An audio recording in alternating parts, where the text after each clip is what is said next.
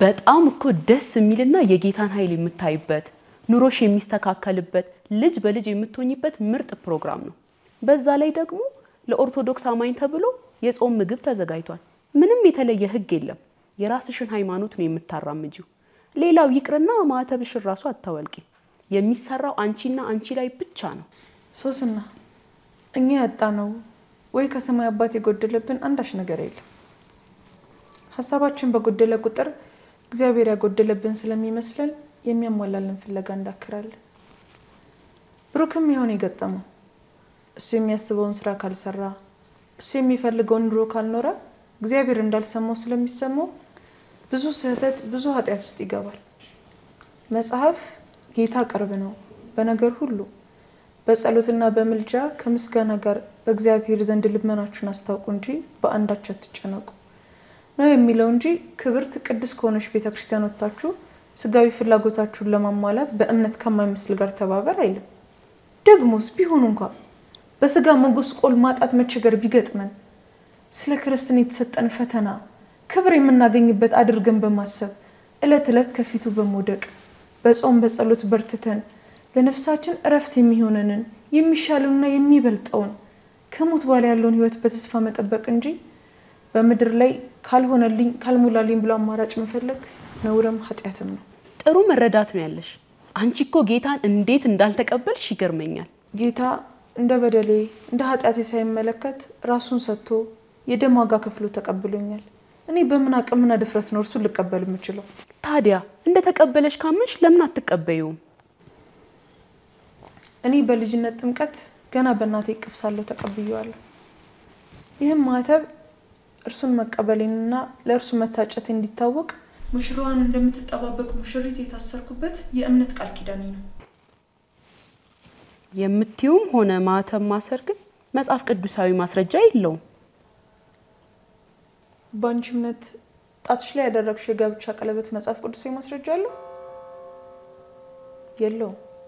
ነገር ግን ጣትሽ ላይ ያጠለቅሽውን ቀለበት የሚያይ ሁሉ የታሰርሽና ባል ያላት ሴት መሆንሽን ያውቃል አይደል? ስታወልቂው ፈት አድርገሽውን ቢሆን ሌላ ወንድ ጋር ስትሄጂ አመንዝራ ተባያለሽ። ልክ እንዲሁ ሙሽራው ክርስቶስ ሊወስደኝ እስኪመጣ ድረስ የሚያኝ ሁሉ የማን እንደሆንኩና መታጨቴን ያውቃል።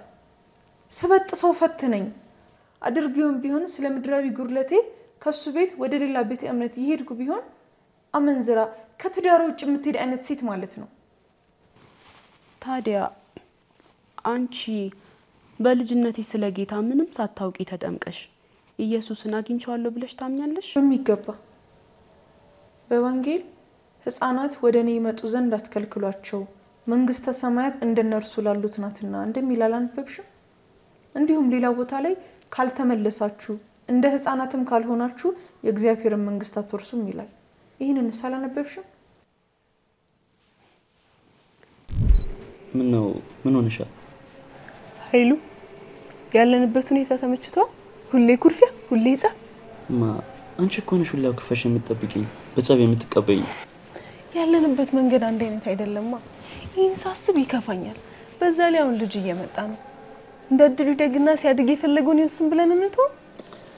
ይልሻማ እኔ እምነቴ ላይ ያን ያልጠንካራ እንዳልሆንኩኝ አውቃለሁ። ግን ደግሞ መጽሐፍ ቅዱስን እንደምታስተምር አማካለሁ። አንቺ ነገ የተሻለ ነገር አለ የምትይ ከሆነ አስረጅኝና ልቀየር። እኔም እኮ የተለያየ እምነት ላይ ሆነን እንድንቀጥል አልፈልግም። ግን በቃ ዝም ብለን እምነትን ቀይር ግን አይባልም። ቆይ ደሞስ እምነቴን ልቀይር ብል ምንም ይስብና የሚማርክ ነገር አለና ነው መቀየር። ተመልከች እስኪ የምትከፍቻቸው ፕሮግራሞችና የምታያቸው ቻናሎች ሁሉ ምድራዊ ሐሳብና ምኞት የሞላባቸው፣ ገንዘብ ስለማግኘት፣ የባንክ አካውንት ስለመሙላት፣ ከቤት ስለመውጣት፣ ሚራክል መኒ ገንዘብ ስለመብላት። ቴማ መጋረጃ ጀርባ ይደበቅ የነበረን ጠንቋይ መድረክ ሰጥቶና ሶፋ አልብሶ ስለ ኢየሱስ በዘመናዊ መልኩ እንዲናገር ማድረግ እሱ ነው ክርስትና? ስሙን ግን እየጠሩ ነው አይደል? አዎ መጽሐፍ ቅዱስ የሆነ ቦታ ላይ በስሜ ብዙ አሳሳቾች ይነሳሉ ይላል። የሆነ ቦታ ላይ ደግሞ በስሜ ትንቢትን አልተናገርንም ወይ በስም አጋንንትን አላወጣንም ወይ ይልኛል። እኔም እናንተ አመፀኞች ድከቱ አላቃቸውም ሲል የሚሰበክ ሰምቻለሁ። ወቅሽ ግን መዳን ሌላ በማንም የለም። እንድንበት ዘንድ የተሰጠን ኢየሱስ ከሚለው ስም ውጪ ሌላ እንደሌለ የተጻፈ ሳይተሽኛል። እና ታዲያ እውነት ተቀበለዋ እንዴ? እኔ መቼ አልቀበልም አልኩ አመለ። ኦርቶዶክሶች እኮ እውነት አይቀበሉ። እርግጠኛ ነሽ? ጌታ እናኛ ከነበርንበት የሰንበት ትምህርት ቤት የወጣ ነው በዚህ ምክንያት አይደል እንዴ? ስለ ኢየሱስ ስትናገር አትስበኩ፣ ትክክል አይደላችሁም፣ ስለ ኢየሱስ አትናገሩ ተብለ። በቃ ይሄ ብቻ ነው ከዛ እንድትወጪ ያደረገሽ? ይሄ ብቻ አይደለም፣ ዋናው ግን ይሄ ነው። ከወጣም በኋላ ደግሞ ያወቅነውን እውነት ልንቋቋም አልቻልንም። ቤተክርስቲያን በዚህ ልክ መጽሐፍ ቅዱስን የምትቃወምና የሚሰብኩትንም ደግሞ የምታባረር ከሆነ ሃይማኖቴን መቀየር ብቻ አይደለም ቀንደኛ ተቃዋሚ ሆኜ የመጽሐፍ ቅዱስ ጸር መሆኗን ነው የምናገረው። አስኮን ምጎተጉቶ ወደዚህ እውነት እንድትመጣልኝ አይደል እንዴ? ብዙ የሚመቸን ነገር ነበር፣ ግን ስለ ኢየሱስ መነቀፍን መሰደብን መርጠን ወጣን። ቆይ የት ነበር የምታገለግዪው? ሰፈር የነበረው ቤተክርስቲያን። ምን ነው? ምንም። ነገ ጠዋት ሄጄ መጽሐፍ ቅዱስን ለምን እንደዚህ እንደሚያጣምሙ ጠይቃቸዋለሁ። አይተው እንደዛ ካልክማ ያድበሰብሱባል። ህዝቤን እውነት ካወቀ ይሸሻል ብሎ ስለሚያስብ አድበስብሰው ነው የሚያልፉት። አይ ይሄማ እውነት ነው። ሁሉንም ነገር ግልጽ አድርገው እንዲናገሩ ነው ማድረጋቸው። እሺ ነገ ቤተክርስቲያን ሄድና ኢየሱስ ጌታ ነው፣ ኢየሱስ ያድናል እያልክ ተናገር። ከሚማተው እስከሚሰብከው ድረስ አንድ ላይ ሆ ብለው ነው የሚወጡብክ። ነገ እንዲያውም በዓል ነው። ጠዋቱን ሄጄ ይሄንን ነው ማድረጋው ካልክሽ ጌታ ይርዳክ። ደግሞ ምናምናቸው እንዳያስነኩብኝ አትፍሪ። ስሙን ይዤ ነው የምወጣው። ሱስና ነው ሞተን ትናንትና ስላልሄድኩ ዛሬ መሄድ አለብኝ እኮ። ቁርስ እንብለን አብረን እንደሚያታለን። ጥሩ ግን ምንም መጥፎ ነገር ማትናገሪ ከሆነ ነው። መች ተናግሬ ታውቅና? ትናንትና እንኩል ጠቀችን ጥያቄ ነው መልስ የሰጠኋት። ያንቺ ንግግር በጣም ነው የሚያመው። እንኳን እሷን ይቅርና እኔንም ቢሆን።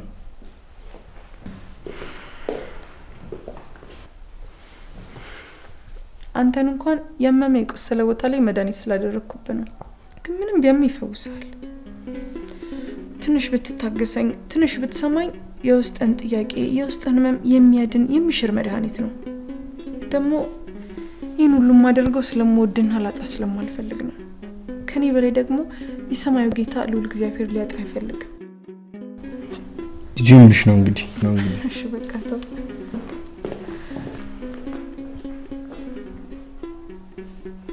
ሰሞኑን ሁኔታሽ ልክ አይደለም። ምን ሆነሻል?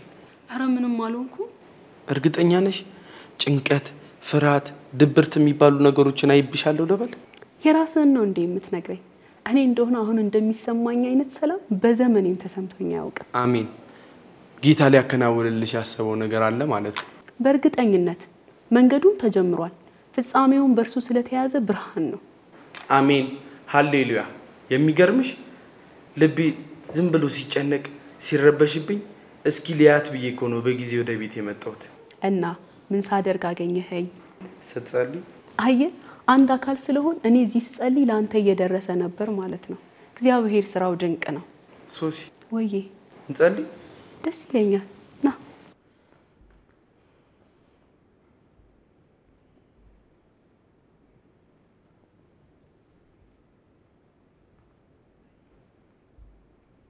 ጌታ ኢየሱስ ስትጸልዩ እንዲህ ብላችሁ ጸልዩ ብሎ ያስተማረንን እንጸልይ። ይቻላል። አባታችን ሆይ በሰማይ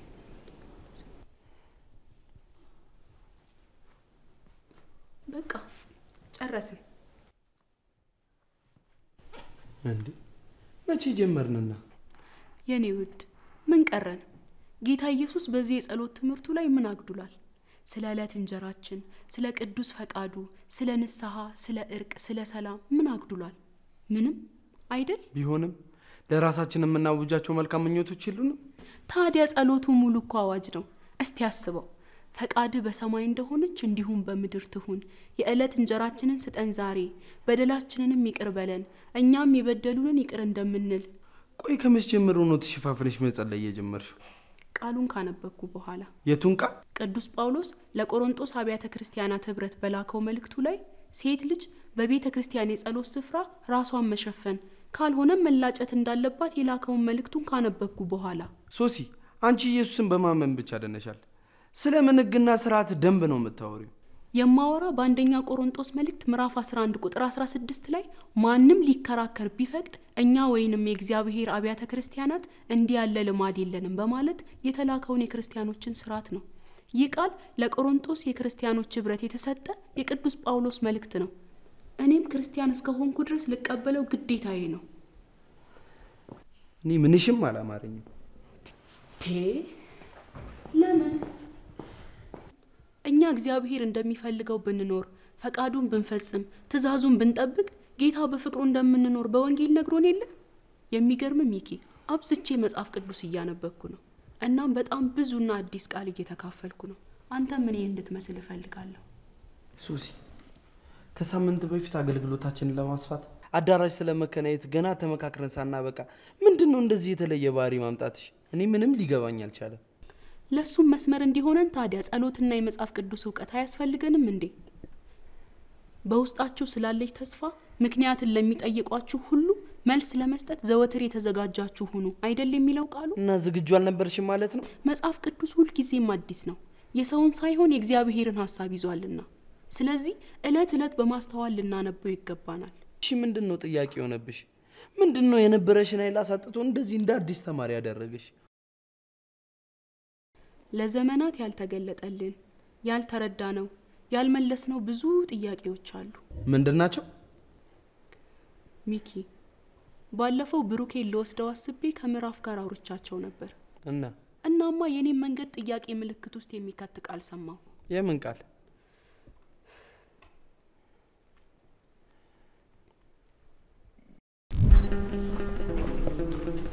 በዚህ እንኳን አደረሰሽ። እንኳን አብሮ አደረሰ። ደህና ነህ? በጣም ደህና ነኝ። አዲሱን አመት በአሪፍ ሁኔታ ተቀብዬዋለሁ። ደስ ይላል። አመለስ? አመለማ የሷን እምነት ልቀበል ስላልቻልኩኝ ጥላኝ ሄዳለች። አይገርምም? ምኑ? ከጌታችን ከኢየሱስ ክርስቶስ በላይ ማንም አይወድም። ዓለም በዓለም ላሉ ነገሮች ትኩረት እንድትሰጥ ትፈልጋለችና ጠልፋ ልትጥልህ ከሞት በኋላ ያለውን ዘላለማዊ ህይወትን እንዳኖር አንቃት ይዛለች። ልብህን ለወደደ ላፈቀረ ራሱን ዝቅ አርጎ ከፍ ላረገ ጌታ ስጠው። አይጥልም አይተውም። ጽድቁንና መንግስቱን ፈልጉ ሌላው ይጨመርላችኋል ነው ያለው። እናም ያንተ ምድራዊ ፍላጎት እናም ስጋዊ ምኞት ሁሉ ዋናው ሳይሆን ጭማሪ ሆኖና አጥብቃ ስላንተ የመስቀል ሞት ድረስ የወደደን ወደደው ፈልገው ሌላ ሁሉ ጭማሪ ነው። እግዚአብሔር ያሳድግሽ የኔ ቆንጆ።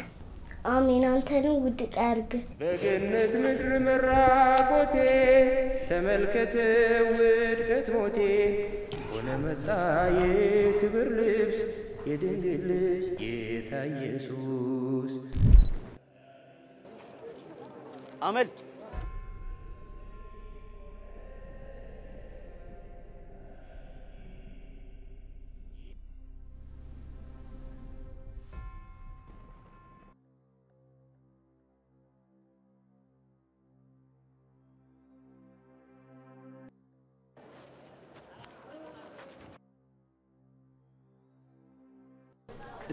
አመል እጅሽ ላይ ምንድነው ማየው? ደግሞስ ምን ተአምር ነው ወደ ቤትሽ ያመጣሽ? አመሌ ቆይ እኔ እንደኛ ቤተክርስቲያን መርተሽ አንቺስ ደግሞ ወዴት ነው የምትሄጂው? ደግሞ እኮ ነገር ሁኔታሽ ሁሉ እየመጣሽ እንጂ እየሄድሽ እኮ አትመስይም። ኧረ እባክህ ሲያምር ይቅርሽ። ይሄን ነበር የፈራሁልህ። አንተንም አሰሩክ አይደል? ይኸውልሽ አመሌ እኔ በእውነተኛው ፍቅር ነው የታሰርኩት። እውነተኛው በሆነ የወይን ግንድ ፍቅር ነው ያሰሩኝ እና ይሄንን እውነት ደግሞ አንቺም ሁሉን ነገር እንድትረጁ እፈልጋለሁ። እኔ ካየሁት ቆየሁ። እሺ ቆይ ግን በምን ጊዜ በየትኛው ጊዜ ውስጥ ስለ ጌታ አውቀነውስ ነይና ስለ ጌታ ስሚ ይሁ የምትለኝ? እስኪ ቆይ ልጠይቅ። አንተ ገብተህ ስለ ጌትነቱ ስለ አዳኝነቱ ደፍረ መናገር ትችላለህ? አትችልም። ከማታውቀው ቦታ ድንጋይ ነው የሚወረወርብህ። ጌታ ኢየሱስ ክርስቶስ በእልፍ አእላፍ መላእክት ከሚመሰገንበት ከአርያም ዙፋን ወርዶ በከብቶች ግርግም በበረት የተኛው እኔን ወደ ክብር ዙፋን ከፍ ለማድረግ በማየ ዮርዳኖስ በእደ ዮሐንስ የተጠመቀው ኃጢአትና በደል ኖርበት ሳይሆን በእኔ ላይ በአዳም ምክንያት የመጣብኝን እርግማን በጥምቀት ሽሮ ሕያው ከሆነና ከማይጠፋው ዘር አንዱ ሊያደርገኝ ነው። በገዳመ ቆሮንቶስ 40 መዓልትና 40 ሌሊት ሙሉ እጆቹን ዘርግቶ በጾም በጸሎትና በስግደት የሰነበተው በእኔ ላይ ሰይጣን እንዳይሰለጥንብኝ ድል የምነሳበትን ኃይል ሊያስታጥቀኝ ነው እንጂ እርሱስ ለስጋ ድካም የሚሸነፍ ሩቅ ብእሲ ሆኖ አልነበረ።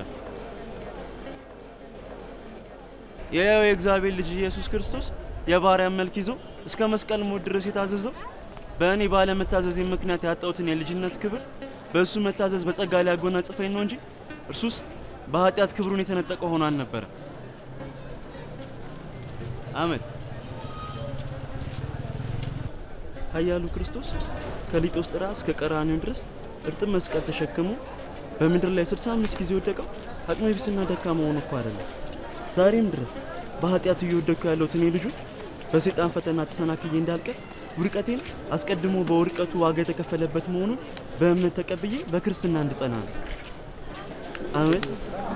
መድኃኔዓለም 120 ጊዜ በጥፊ የተመታው 42 ጊዜ እግሩን በዱላ የተቀጠቀጠው 80 ጊዜ ጺሙን የተነጨው 65 ጊዜ በአይሁድ ጡጫ የተመታው 6666 ጊዜ ነጭ አጥንቱ እስኪታይ ድረስ በአጁራፍ የተገረፈው ስጋው ከሰውነቱ ላይ ወርቆ ከምድር አፈር ጋር የተቀላቀለው ለማንም ብሎ አይደለም፣ ለኔ በአርያው ለፈጠረኝ በዳግም ልደቱ ደግሞ ልጁ አድርጎ እሱም አባት ለሆነ ለኔ ሲል ጌታ ከሊጦስጥራ እስከ ቀራንዮ ከጲላጦስ አደባባይ እስከ ቀያፋ ግቢ በጡጫና በጥፊ በስድብና በርግጫ በብዙ መንገላታቱ ሳያንሰው 300 ረዣዥም እሾህ ያለው አክሊል በራሱ ላይ ደፍቶ በደም ላብ ፊቱ መጋረዱ 6666 ጅራፍ ወርዶበት ጀርባው መተልተሉ ስላለፈው የሰው ልጆች ኃጢአት ብቻ ሳይሆን ለዛሬም ጭምር የተከፈለ ሕያው ካሳ ነው። 120 ጊዜ በድንጋይ ፊቱን በጥፊ መመታቱ 42 ጊዜ እግሩን በዱላ መቀጥቀጡ 80 ጊዜ ጽህሙን መለጨቱ የረጋ ደም በአፉ እስኪሞላ ድረስ 72 ጊዜ አፉን በጡጫ መመታቱ ይህም ሁሉ ሳያንስ 7 ክንድ ከስንዝር እርጥብ መስቀል ተሸክሞ 65 ጊዜ በምድር ላይ እየወደቀ እየተነሳ ወደ ራስ ቅል ስፍራ መወሰዱ ኢየሱስ ክርስቶስ ዛሬም ላንቺ ለኔ ለሁላችን ያለውን ጥልቅ መለኮታዊ ፍቅር የገለጸበት የዘላለም ቤዛነት ነው። ምድርን በአበቦች ሰማይን በከዋክብት ያስጌጠ ቸር ጌታ እርቃኑን በወንበዶች መሃል መሰቀሉ ከአእምሮ በላይ ነው። ውሃን ካለት ላይ አፍልቆ ያጠጣ ሩሩህ አባት ተጠምቶ ሳለ መራራ ሐሞትን መጎንጨቱ የትዕግስቱ መጠን ዳርቻ አልባ ስለሆነ ነው። አንገቱን አዘንብሎ በሸላቾቹ ፊት እንደሚታረድ ጠቦት አሰቃቂውን የመስቀል ሞት ጨክኖ በመሞት ጎኑን በጦር መወጋቱ እግዚአብሔር ለሰው ልጆች ያለውን የፍቅር መጠን ምን ያህል መሆኑን ማሳያ ሚዛን ነው። በልጁ ሞት ልጆች ተብለን እንድንጠራ እንዲህ ያለውን ክብር ያደለን አባትና አምላካችን እግዚአብሔር ከምድር እስከ አርያም ስሙ ለዘላለም ከፍ ይበል። አንዳንዶቻችን ስለ ኢየሱስ ሞትና የደም ካሳ ሲታወጅልን ስለ ቀደመ ሰዎች የተከፈለ ዋጋ ስለ ጥንቱም ኃጢአት ብቻ የተፈሰሰ ደም አድርገን በሩቅ እንመለከተዋለን።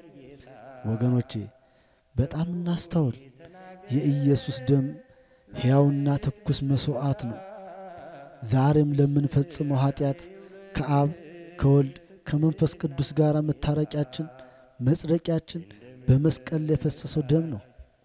መጽሐፍ ቅዱስ ሁሉ ኃጢአትን ሰርተዋልና የእግዚአብሔርም ክብር ጎድሏቸዋልና በኢየሱስ ክርስቶስም በሆነው ቤዛነት በኩል እንደው በጸጋው ይጸድቃሉ። እርሱንም እግዚአብሔር በእምነት የሚገኝ በደሙም የሆነ ማስተሰሪያ አድርጎ አቆመው። ራሱም ጻድቅ እንዲሆን በኢየሱስም የሚያምነውን እንዲያጸድቅ አሁን በዚህ ዘመን ጽድቁን ያሳይ ዘንድ ነው በማለት በሮሜ መልእክቱ ምዕራፍ 3 ቁጥር 23 እስከ 26 በግልጽ ተጽፏል። ይህንንም እውነት ቤተክርስቲያናችን ትቀበሏለች። የኢየሱስ ደም ውበታችን ነው። የኢየሱስ ደም ክብራችን ነው። የኢየሱስ ደም ጽድቃችን ነው። የኢየሱስ ደም አክሊላችን ነው። የኢየሱስ ደም መታያችን ነው። የኢየሱስ ደም መሻገሪያችን ነው። የኢየሱስ ደም አርማችን ነው። የኢየሱስ ደም የይለፍ ቃላችን ነው። በመገናኛው ድንኳን በየዕለቱ ይፈስ የነበረው የበጎችና የዶሮች ደም ለትውልድ የሚተርፍ የዘላለም ጽድቅን ፈጽሞ ማቆም አልተቻለውም። በዕለተ ዓርብ የፈሰሰው የእግዚአብሔር በግ የኢየሱስ ክርስቶስ ደም ግን ሰማይና ምድር እስኪያልፉ ድረስ አምኖ ለተቀበሉት ሁሉ የልጅነትን ስልጣን የሚያሰጥ የኃጢአትን ስርየትና ወራሽነትን የሚያጎናጽፍ ሕያው የኪዳን ደም ነው። ወገኖቼ ስለዚህ ቅዱስ ደም ዋጋና ክብር ገና እንዘምራለን፣ ገናም እንሰብካለን፣ ገናም እንጽፋለን። በደሙ ዛሬም እየተደረገልን ያለውን ውለታና እኛ ስለ ደሙ እያደረግን ያለውን አጸፋ ስናነጻጽረው አንገት ያስደፋል። ለታረደው በግ ሳንቆጥብ እንዘምርለት፣ በሙላት እንስበክለት፣ በውቃላት እንጻፍለት። ከምንም በላይ ደሙ ጎልቶ ይታይ። እናቶችና አባቶች፣ ሕፃናትና ወጣቶች፣ ካህናትና ምእመናን፣ ሹማምንትና ባለስልጣን፣ ነጋዴያንና መናንያን፣ መንፈሱና ሙሽራይቱ ሁሉም በአንድ ቃል ለመድኃኔዓለም በአዲስ ቅኔ ዘምሩለት። መጽሐፉን ትወስድ ዘንድ ማኅተሞችንም ትፈታ ዘንድ ይገባሃል። ታርደሃልና በደምህም ለእግዚአብሔር ከነገድ ሁሉ ከቋንቋም ሁሉ ከወገንም ሁሉ ከሕዝብም ሁሉ ሰዎችን ዋጅተህ ለአምላካችን መንግሥትና ካህናት የሆኑ ዘንድ አደረግካቸው፣ በምድር ላይም ይነግሣሉ የሚለውን የሰማዩን ምስጋና በምድር እንሰዋለት። ጌታ ሆይ ስለሰጠኸኝ ቦታ ስለሰጠኸኝ ጊዜ አመሰግናለሁ። አሁንም እንዳውቅህ እንድረዳህ እርዳኝ።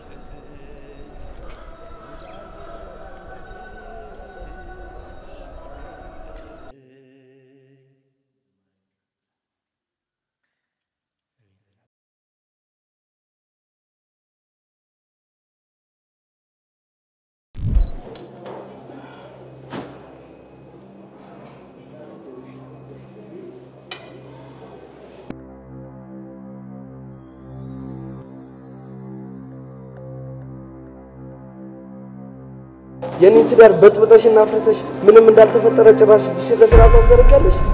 ስንት ዓመት ተፋቅረንና ተከባብረን ስንኖር የነበረው ትዳራችን መሀል ገብተሽ ህይወታችንን ዘበራረቅሽው። ማላውቃት ሴት አድርገሽ ሰራሻል። ሚኪ ምን እሷን ጋር ተንተረተረተነ ምን ትክቺ ነው? ምን ይላት ይዘሻል? በሸቶችሽ ልታሳምኝ ጠንካራና ኃያል የነበረችው ሚስቴ ተብተበሽ ራስሽ ያደረግሻል። ጌታ ኢየሱስ ይፈርድብሻል። እኔ ቃል አውጥቼብሻለሁ።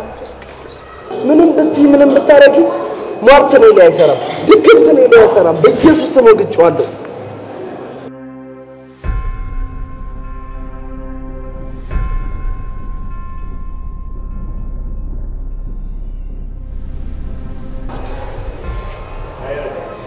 እውነት በንጹህ ልብ ጌታ ኢየሱስን የምትወደው ከሆነ በጌታ በኢየሱስ ስለምንሃለሁ። ተረጋግተህ ቁጭ በልና ስለተፈጠሩት ነገራቶች እናውራ።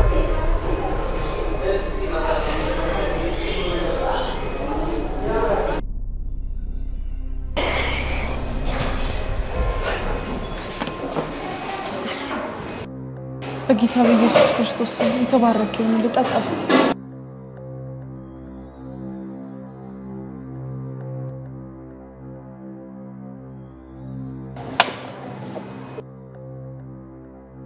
ተረጋጋ። ስሜቴኝ ስለተናገርኩሽ ይቅርታ። ምንም አይደል። አሁን ልታወራኝና ልጠይቀኝ የምትፈልገው ነገር ካለ ጠይቀኝ። ምንም የለም። ብቻ እንዴት ብለሽ እንዳሳመንሻትና እንደወሰድሻት እንድትነግሪኝ እፈልጋለሁ። እኔ ብዙ ያወራኋት ነገር የለም። አስቀድማ እሷ ብሩኬ እናንተ ጋር ለመውሰድ ቤት መታ አወራችኝ። እንደማንሄድና የማንሄድበት ምክንያት ነገርኳት። ምክንያቱ ለሷ ናፍቆቷ ኢየሱስን የምታይበት ሆነላት። ኋላም ስለ ጌታ ኢየሱስ ክርስቶስ ቤተክርስቲያን ያላትን አስተምሮ ጠየቀችኝ። እኔም ነገርኳት። ይሆነው በቃ በእውነት አንተም ብትሆን በጭፍን ጥላቻ ቤተክርስቲያን ያልሆነችውን ያላደረገችውን ያላለችውን ነች አደረገች እያሉ እንደሚናገሩ ከንቱ ለፍላፊዎች ሳይሆን እንደ ባላይምሮ ሆነ የቅድስት ቤተክርስቲያን መሰረቷን፣ ስርዓቷን፣ እምነቷን ለመውቅጣር እንደ አብዛኞቹ አሳሾች በእጩበት እውነት ለመሸፈን አትሞክር። ደግሞ ሶሲም ብትሆን አሁን ልቧም ሐሳቧም ያለው አንተ ጋር ነው። ረጋ ሰከን ብለህ ብታወራት ነገሮቻችሁን መቅረፍና ወደ እውነተኛ የክርስቶስ ሐሳብ መምጣት ትችላላችሁ። ጥሩ። እኔና ሶሲ እንድንገናኝና የምላትንም እንድታረግ ወደ ቤቷን ተመለሳ በሂደት ነገሮች እንድናስተካከል እንድታሳምኛት እፈልጋለሁ። ተገናኝታችሁ ለማውራት ማንንም ምንም አይገደባችሁም። እኔም ባላወራት እሷ ፈቃደኛ ናት። ያለሽን አድርጊ የሚልሽን ስሚ ብዬ ግን ላሳምናት አልችልም። ባይሆን አንተ ቤት መተን ችግሮቻችሁን ብትነጋገሩና ነገሮቻችሁን ብትፈቱ ደስ ይለኛል። እኔም ብሩኬን የተቻለንን እናደርጋለን። ጥሩ።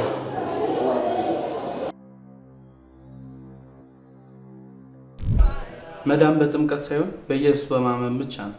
ልክ ነው። መዳን በክርስቶስ ኢየሱስ በማመን ነው። ነገር ግን በክርስቶስ ኢየሱስ የተሰራውን የምናገኘው በጥምቀት በኩል ነው። አምነህ ስትጠመቅ ማለት ነው። መጽሐፍ ቅዱሳዊ ማስረጃ ልታሳይኝ ትችላለሽ? አዎ፣ ጊዜ ከሰጠከኝ አብራርቼ ላስረዳክ እችላለሁ። ጥሩ። ጥምቀት ማለት ከጌታ ጋር ሞቶ መነሳት ማለት ነው። እርሱ ጌታ ኢየሱስ ስለኛ እንደሞተ እንደተነሳ እኛ እርሱ እንድንመስል በጥምቀት ከእርሱ ጋር ሞተን እንነሳለን። ይህም በክርስትና ዳግም ልደት፣ አዲስ ልደት በመባል ይታወቃል። ይህን ሐሳብ ሙሉ እንዲያደርግልን ወደ ሮሜ ሰዎች ላይ ያለውን የቅዱስ ጳውሎስን መልእክት ቃል ክፈትና ታነብልኛለህ። ምዕራፍና ቁጥሩን ንገረኝ። ምዕራፍ 6 ከቁጥር 2 ለኃጢአት የሞተን እኛ ወደፊት እንዴት አድርገን በእርሱ እንኖራለን? ወይስ ከክርስቶስ ኢየሱስ ጋር አንድ እንሆን ዘንድ የተጠመቀን ሁላችን ከሞቱ ጋር አንድ እንሆን ዘንድ እንደተጠመቀን አታውቁምን? ተመልከት። ከክርስቶስ ኢየሱስ ጋር አንድ እንሆን ዘንድ የተጠመቀን ከሞቱ ጋር አንድ እንሆን ዘንድ እንደተጠመቀን አታውቁምን የሚል መልስ አዘል ጥያቄ ይጠይቃል። ይህ ማለት አዎ ከክርስቶስ ጋር አንድ እንሆን ዘንድ ነው የተጠመቅነው የሚል መልስ አለው። ለኃጢአት መሞት ማለት ከክርስቶስ ጋር በጥምቀት መሞት ወይም ከሞቱ ጋር አንድ መሆን ማለት ነው። ስለዚህ ለኃጢአት ሞተናል። አዎ ለኃጢአት የሞት ነው። እንዴት ነው ካልክ ከክርስቶስ ሞት ጋር አንድ በመሆን። ከክርስቶስ ሞት ጋር አንድ መሆን እንዴት ነው ከተባለም በጥምቀት ይሆናል መልሱ። በዚህ ቅዱስ ቃል መሰረት አንድ ሰው ከክርስቶስ ጋር ህብረት ሳያደርግ ማለት በጥምቀት በኩል ከክርስቶስ ጋር አንድ ሳይሆን መዳን ይችላል? አይችልም። ሰው ለመዳን ከክርስቶስ ጋር አንድ መሆን ይጠበቅበታል። አንድ መሆን የሚችለው በጥምቀት ነው። ከጥምቀት በፊት ሰው ከክርስቶስ ጋር አንድ ሊሆን አይችልም። ቃሉ ከክርስቶስ ጋር አንድ ስለሆነን አይልም። ከክርስቶስ ጋር አንድ እንሆን ዘንድ ነው የሚለው። አስተውላችሁ አንብቡት። ከክርስቶስ ጋር አንድ እንሆን ዘንድ የተጠመቅን። ስለዚህ ሰው የሚድነው በማመን ብቻ ሳይሆን ከክርስቶስ ጋር በጥምቀት ሲተባበር አንድ ሲሆን አንድ አካል ሲሆን ማለት ነው። ለኃጢአትም የሚሞተው በጥምቀት በኩል መሆኑን አስረግጦ ይነግረናል። ተግባባን? ቀጣዩን አንብብልኝ። እንግዲህ ክርስቶስ ከአብ ክብር ከሙታን ከተነሳ እንዲሁም እኛም በአዲስ ሕይወት እንመላለስ ከሞቱ ጋርም አንድ እንሆን በጥምቀት ከእርሱ ጋር ተቀበርን። ከዚህ የመጽሐፍ ቅዱስ ቃል አንጻር በምን ተቀበርን ወይ ከክርስቶስ ጋር ሞትን እንላለን? በጥምቀት። ከማን ጋር? ከጌታ ጋር። ለምን? በአዲስ ሕይወት ለመመላለስ። በጣም ጥሩ። ተመልከት። ከክርስቶስ ጋር እንቀበር ዘንድ ተጠመቅን ይላል። አስተውል። የምንቀበረው በጥምቀት ነው። የምንጠመቀው በአዲስ ሕይወት እንመላለስ ዘንድ ነው። አስቀድመን አሮጌ ሕይወት ውስጥ ነበርን። ከአሮጌ ሕይወት ወደ አዲስ ሕይወት መጣን። እንዴት ከተባለ ከክርስቶስ ጋር በመቀበር። ተረዳኸኝ? ስለዚህ አንድ ሰው በአዲስ ሕይወት እንዲመላለስ ከክርስቶስ ጋር ሊቀበር ግዴታው ነው። ከክርስቶስ ጋር ደግሞ የሚቀበረው በጥምቀት ነው። ያ የተቀበረ ሰው ከክርስቶስ ጋር ዳግም በመነሳት በአዲስ ሕይወት መመላለስን ያገኛል ማለት ነው። ተረዳህ? ቀጣዩን አንብብልኝ። እኔ ጥያቄ አለኝ። እሺ የጀመርነውን እንጨርስና ወደ አንቺ ጥያቄ እንመጣለን። እሺ ጥሩ። ሞቱን በሚመስል ሞት ከእርሱ ጋር ከተባበርን ትንሣኤውን በሚመስል ትንሣኤ ደግሞ ከእርሱ ጋር እንተባበራለን። ከእንግዲህስ ወዲያ ለኃጢአት እንንገዛ፣ የኃጢአትን ሥጋ ይሽር ዘንድ አሮጌውን ሰዎች ከእርሱ ጋር እንደተሰቀለ እናውቃለን። የሞተስ ከኃጢአቱ ጸድቋልና። ጥሩ ሚኪ፣ ይህን ጥያቄ ልጠይቅና እንጨርስ። ማን ነው ከኃጢአት የጸደቀው? የሞተ። የምንሞተው በምንድን ነው? ከክርስቶስ ጋር አንድ ለመሆን። በጣም ጥሩ። ከክርስቶስ ጋር አንድ የምንሆነው በምንድን ነው? በጥምቀት። እግዚአብሔር ይስጥ። በዚሁ ቃል ላይ ተመስርተን እናውራ። ልክ ስንጠመቅ አንደኛ ከክርስቶስ ጋር አንድ እንሆናለን፣ ሁለተኛ በሞቱ እንተባበራለን። ሞተን ብቻ የምንቀር አይደለንም። ይልቁንም ክርስቶስ በአብ ክብር ከሙታን እንደተነሳ እኛም እንዲሁ እንነሳለን። ስለዚህ ሞትን በሚመስል ሞቱ ከእርሱ ጋር ከተባበረን ትንሣኤውን በሚመስል ትንሣኤ ከእርሱ ጋር እንተባበራለን። በዚህ ሞትና ትንሣኤ በአዲስ ሕይወት መመላለስን እናገኛለን። ይህ ሁሉ የሚገኘው በምንድን ነው ማለት ነው? በጥምቀት። ጥሩ። ከጨረሽ ወደ እኔ ጥያቄ እንሂድ። እሺ ቀጥይ።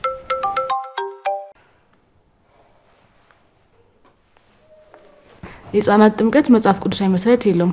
ገና ያላመኑና ምንም የማያውቁ ልጆችን ማጥመቅ ልክ አይደለም። ይህ የጌታን ሐሳብ ካለመረዳት የመጣ ነው።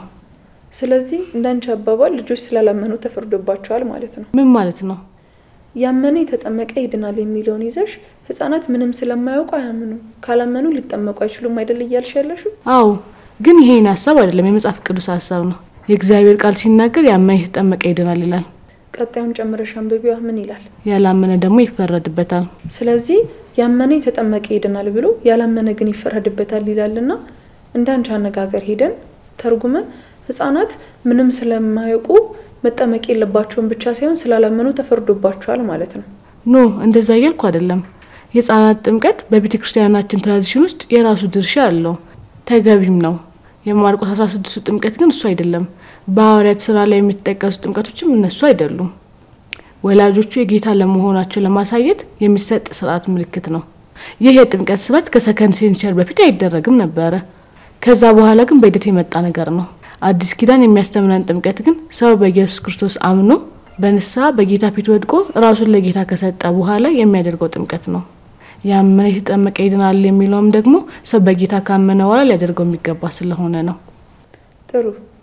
እንዲህ ትንሽም ቢሆን ጠጋ ማለቱ መልካም ቢሆንም አሁን አንቺ የተናገርሽውን ቃል ስለ ሕፃናት ጥምቀት አስፈላጊነት አንቺን የሚመስሉ የእምነት አጋሮችሽ ግን አይቀበሉት።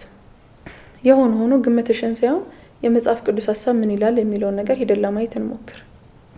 በብሉይ ኪዳን ሕዝበ እስራኤል በእግዚአብሔር ትእዛዝ በሙሴ እጅ ከፈርዖን ባርነት ነፃ በወጡ ጊዜ ያ ባህር ተከፍሎ በደረቅ መሬት መውጣታቸውና ፈርዖን ግን ከነ ወታደሮቹ አስምጦ እንዳስቀራቸው የተጻፈውን እውነት ታስታውሳላችሁ አይደል? ታዲያ ያ በባህር መሻገር የጥምቀት ምሳሌ ሆኖ እኛም ክርስቲያኖች ስንጠመቅ ያ በባርነት ሲገዛን የነበረውን ኃጢአት በሙሉ አፍኖ አስቀርቶ እኛን ነፃ ያወጣናል። ምንን ከምን ነው የምታገናኘው? እኔ አይደለሁም ያገናኘሁት፣ ቅዱስ ጳውሎስ ነው ይህን ድንቅ ሚስጥር በመንፈስ ቅዱስ ተረድቶ የዘገበው። ምዕራፍና ቁጥሩ ልታሳይኝ ትችያለሽ? በሚገባ። አንደኛ ቆሮንቶስ ምዕራፍ 10 ከቁጥር 1 ጀምሮ አባቶቻችን ሁሉ ከደመና በታች ነበሩ፣ ሁሉም በባህር መካከል ተሻገሩ፣ ሁሉም ሙሴን ይተባበሩ ዘንድ በደመናና በባህር ተጠመቁ፣ ሁሉም ያን መንፈሳዊ መብል በሉ፣ ሁሉም ያን መንፈሳዊ መጠጥ ጠጡ፣ ይከተላቸው ከነበረው ከመንፈሳዊው አለት ጠጥተዋልና ያም አለት ክርስቶስ ነበረ በማለት ሁሉም እስራኤላውያን ያን ባህር የመሻገራቸውን ሚስጥር ቅዱስ ጳውሎስ የጥምቀት ምሳሌ አድርጎ ገልጦ ነግሮናል። ታዲያ ቅዱስ ጳውሎስ ሁሉም ሙሴን ይተባበሩ ዘንድ ተጠመቁ ሲል ከገለጻቸው ስር ሕፃናትም ጭምር ናቸው ወይስ አይደሉም? ሲሻገሩ ልጆቻቸውን እያስቀመጡ ይሻገሩ ነበር ወይስ ይዟቸው አብረው ይሻገሩ ነበር? ይህን ብቻ አይደለም፣ የአእምሮ ህሙማንም ግድ ወንጌል ተሰብኮላቸው ካላመኑ አይድኑም ብላችሁ ነው የምታስቡት? እኛ ግን ስላላመኑ አይድኑም፣ ክርስቶስ ለነሱ አልመጣም አንልም። ኢየሱስ ክርስቶስ ለጤነኞችና ለአዋቂዎች ብቻ ሳይሆን ለሕፃናትና ለአእምሮ ህሙማንም ጭምር ነው የመጣው ብለን እናምናለን። ስለዚህ አማኝ የሆነ ቤተሰብ ሁሉ ልጆቹን ሊያስጠምቅ ግድ ይለዋል። ስለዚህ ልጆች ምንም ሳያምኑ መጠመቅ አለባቸው ነው የምትይ? አዎ። እስኪ አንቺን ልጠይቅሽ፣ ልጅሽን በህፃንነቱ የሚያስፈልገውን ክትባት ጥቅሙን ስለሚያውቀውና ስላልገባው ተለቅ ሲል ተረድቶት ገብቶት ይከተባል ብለሽ ትታይዋለሽ? የሚበላውንስ ምግብ አንቺ ትመርጭለታለሽ ወይስ ሲያድግ ወስኖ ራሱ ይብላ ብለሽ ትታይዋለሽ?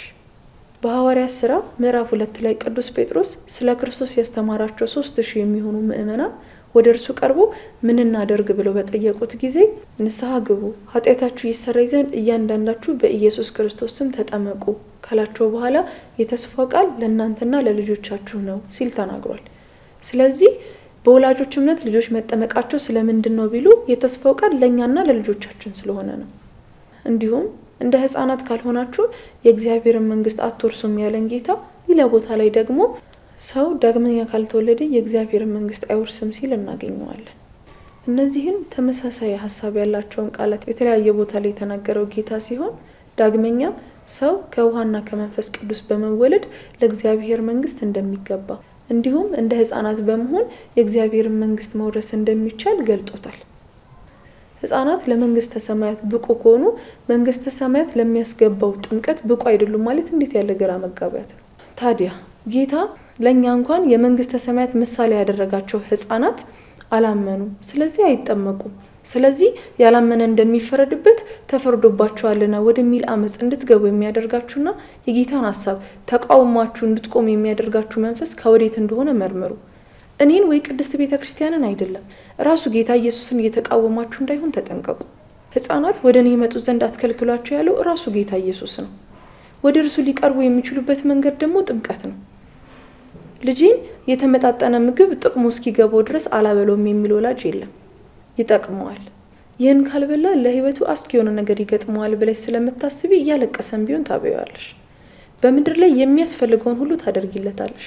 ቢያመውና መርፌ፣ ሽሮፕ፣ ግሉኮዝ፣ ሰርጀሪም ቢሆን ቢያስፈልገው ኃላፊነቱን ወስደሽ ታስደርጊዋለሽ። ዶክተሩ ቆይ የሰርጀሪ ጥቅም ሲገባውና ሲረዳው ካደገ በኋላ ይደረጋል ቢልሽ እሺ ብለሽ ትመለሻለሽ? አትመለሽም። ይልቁንም እንደሚድን አምነሽ ኃላፊነቱን ወስደሽ ታስደርጊዋለሽ። ስለዚህ በምድር ላይ ያለ ነገር ሁሉ እንደዚህ ተጨንቀን ካደረገን ከክርስቶስ ጋር ህብረት የሚፈጥሩበትን አንድ የሚሆንበትን ይህን ሚስጥር አናካፍልም። ይቅርባችሁ ብሎ ከመከልከል የወፍጮ ድንጋይ ባንገት ላይ አስሮ ወደ ባህር መጣል አይሻልም? በስመ አብ ወወልድ ወመንፈስ ቅዱስ አሐዱ አምላክ ሚመጠን ግርምት ዛቲ ዕለት ወጽብት ዛቲ ሰዓት እንተባቲ ወርድ መንፈስ ቅዱስ እምልዕተ ሰማያት ወይጼልሉ ለዝንቱ መስዋዕት ወይቄድሶ በጽሙና ወፍርሃት ቁሙ ጸልዩ ከመ ሰላሙ ለእግዚአብሔር ያህሉ ምስሌ ወምስለ ኩልክሙ። ይህች ቀን ምን ያህል የምታስፈራ ናት! ይህችስ ቀን ምን ያህል የምታስጨንቅ ናት! መንፈስ ቅዱስ ከሰማየ ሰማያት የሚወርድባት ይህን መስዋዕቱን የሚሰውርባትና የሚያከብርባት በጽሙናና በፍርሃት ቁሙ። የእግዚአብሔር ሰላም ከኔና ከናንተ ጋር ይሆን ዘንድ ጸልዩ። በፈቃዱ ለሕማም ተሰጠ፣ ሕሙማን ያድን ዘንድ ታመመ። የተገመገሙትን ያጸናቸው ዘንድ፣ የተጣሉትን ያገኝ ዘንድ፣ የሞቱትንም ያድን ዘንድ፣ ሞትን ይሽር ዘንድ፣ የሰይጣንን ማስራ ይቆርጥ ዘንድ፣ የአባቱን ፈቃድ ይፈጽም ዘንድ፣ ሲኦልን የሚረግጥ ዘንድ፣ ሕይወትንም ደጅ ይከፍት ዘንድ፣ ለጻድቃን ያበራ ዘንድ፣ ሥርዓትን የሚተክል ዘንድ፣ ጨለማን ያደግ ዘንድ፣ ሕፃናትን የሚያሳድግ ዘንድ፣ ትንሣኤውን ይገልጥ ዘንድ እርሱን አሳልፈው በሰጡባት በዚያች ሌሊት ነውር በሌለባቸው ቅዱሳን ብፁዓን በሚሆኑ እጆቹ ህብስቱን አንስቶ ይዞ እንዲህ አላቸው። አመሰገነ፣ ባረከ፣ ቆረሰ። ይህ ህብስት ለኃጢአት ማስተስሪያ ስለ እናንተ የሚፈተት ሥጋዬ ነው፣ ንሱ ብሉ ብሎ ነግሮ ለደቀ መዛሙርቱ ሰጣቸው። ይህን በምታደርጉበት ጊዜ እኔን መታሰቢያ አድርጉ ብሎ አዘዛቸው። የወይኑንም ጽዋ ባርከ አክብረ ሰጣቸው። አቤቱ ንጹሕ የሆነ ከቅዱስ ሥጋውና ከክቡር ደሙ ይቀበል፣ ንጹሕ ያልሆነ ግን አይቀበል። ለሰይጣንና ለመለክተኞች በተዘጋጀ በመለኮት እሳት እንዳይቃጠል እጄን ከአፋዊ ንጹሕ እንዳደረግሁ እንዲሁ ከሁላችሁ ለምንጽኑ ደብራችሁ ወደ መንፈስ ቅዱስ ሥጋና ክቡር ደም ብትቀርቡ እኔ ለበደላችሁ መተላለፍ የለብኝም፣ ኃጢአታችሁ በራሳችሁ ይቆጠራል እንጂ። ንስሐ ገብታችሁ ቂምና በቀልን አርቃችሁ ቅዱስ ሥጋውና ክቡር ደም ብትቀበሉ ደግሞ ከእርሱ ጋር ለዘላለም ትኖራላችሁ። ሥላሴ እግዚአብሔር ወልድ ቅድመ ዓለም ከአብ ያለ እናት መወለዱን ድኅረ ዓለም ከእመቤታችን ከቅድስት ድንግል ማርያም ያለ አባት መወለዱን ወልደ አብ ወልደ ማርያም በተዋሕዶ የከበረ መሆኑን አምናችሁ ሥላሴን በአካል ሦስት በባሕርይ በሕልውና በአገዛዝ አንድ አምላክ ብላችሁ መስክራችሁ ቅዱስ ሥጋውና ክቡር እንደምትቀበሉ ከእርሱ ጋር ለዘላለም ነግሳችሁ ትኖራላችሁ። ይህን የቆሞሱን ቃል ያቃለለ ወይም የሳቀና የተነጋገረ ወይም በቤተ ክርስቲያን ውስጥ በቅባት የቆመ ቢኖር ጌታችን መድኃኒታችን ኢየሱስ ክርስቶስን እንዳዘነው በእርሱ መድኃኒት የተነሳሳ ይወቅ ይረዳ። ስለ በረከት ፈንታ መርገም፣ ስለ ኃጢአት ስርየት ፈንታ ምክሐምን እሳትን ከእግዚአብሔር ዘንድ ይቀበላል። የእግዚአብሔር አብ ጸጋ፣ የእግዚአብሔር ወልድ ፍቅር፣ የእግዚአብሔር መንፈስ ቅዱስ አንድነት፣ የእመቤታችን የቅድስት ድንግል ማርያም አማላጅነት፣ የመልአኩ የቅዱስ ራጉኤል ጥበቃው አይለያችን። ሰላም ይምራችን፣ ሰላም እግዚአብሔር ይከተላችን። የእግዚአብሔር ሰላም በእናንተና በቤታችሁ ይብዛላችሁ። እግዚአብሔር ከሁላችሁ ጋር ይሁን። በሰላም ወደ ቤታችሁ ያደርሳችሁ።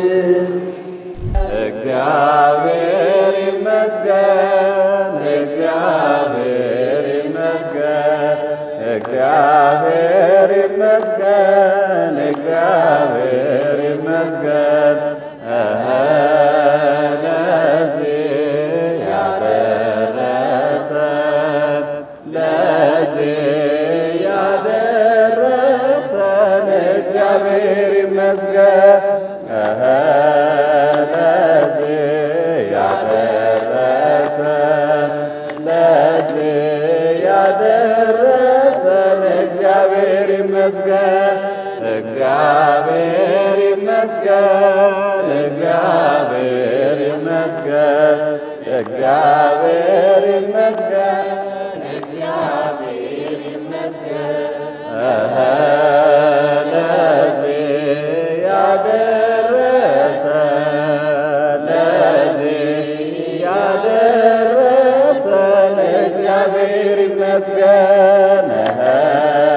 ለዚህ ያደረሰን፣ ለዚህ ያደረሰን እግዚአብሔር ይመስገን።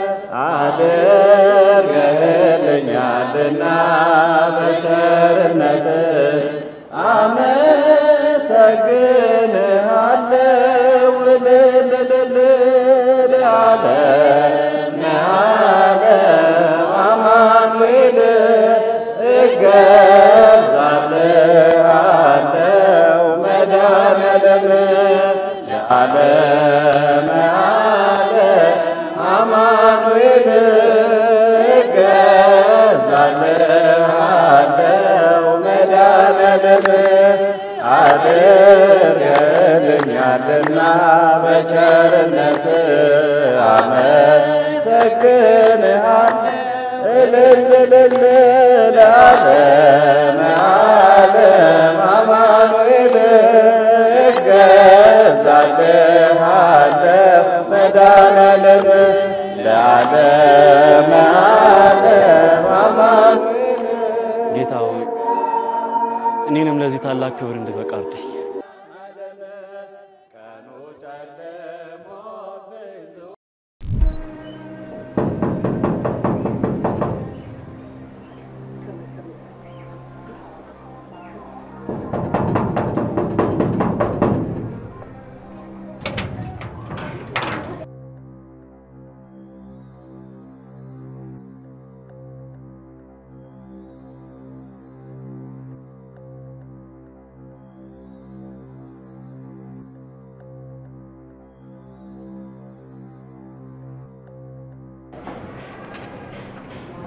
አቤት ልጄ፣ የምረዳሽ ነገር አለ?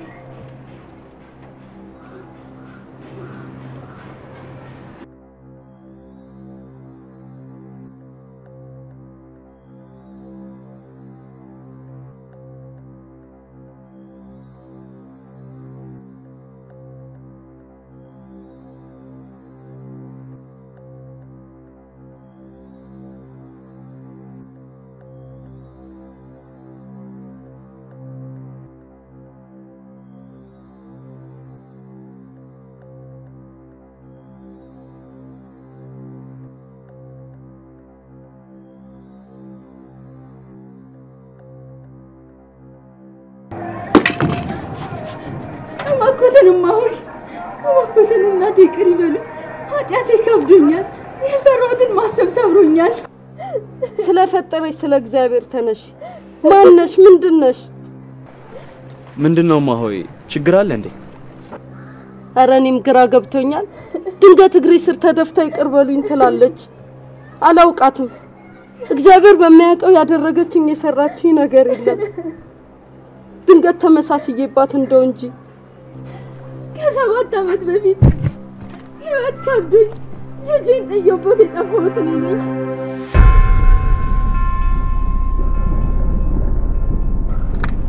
ከህመሜ ጋር ጠፍቼ ህመሜን ይዤ ተመለስኩ። ይቅርታ የማይሽረው በደልን የሰራሁት ያቺ ሴት እኔ ነኝ። ህሊና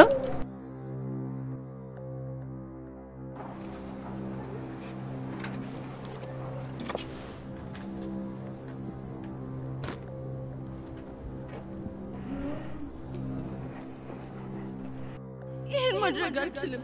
በእግዚአብሔር ፊት ድጋሚ ኃጢአት መስራት አልችልም። ምን ወጥሽ ፈቅደሽ አላመጣሽም ስላለማስወረድ እግዚአብሔርና ምን ትኛለሽ? ትሰሚኛለሽ? እኔ እንደዚህ አይነት ነገር አይመችኝ።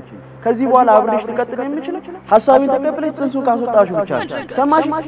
እባክህ ማድረግ አልችልም። ራስሽን ቻል። ስሚ ደግሞ ከዚህ በኋላ አጠገቤ እንዳደርሽሽ